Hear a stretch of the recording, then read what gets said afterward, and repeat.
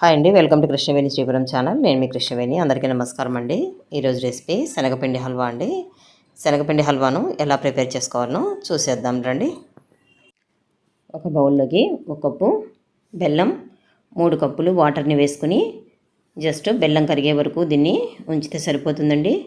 ఇలా బెల్లం కరిగిన తర్వాత స్ట్రైనర్ తోటి మరొక బౌల్లోకి వడగట్టి తీసుకోవాలి.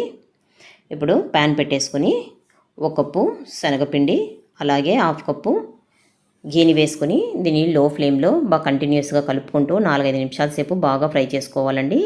ఇందులో వేసినటువంటి గీ ఇలా లూజ్గా కన్సిస్టెన్సీ వచ్చినప్పుడు కొద్దిగా బెల్లం వాటర్ని యాడ్ చేసుకుంటూ ఉండాలి.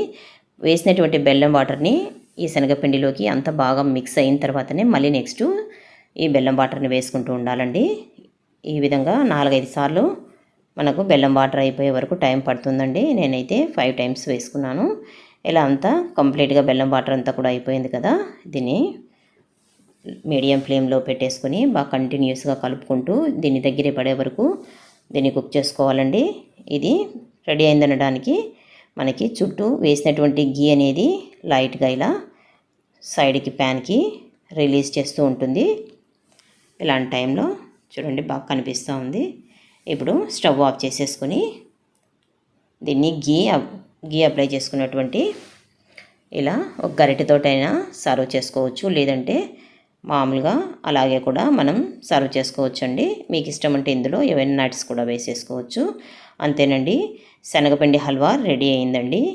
ఈ రెసిపీని మీరు కూడా ఒకసారి ట్రై చేసి చూడండి.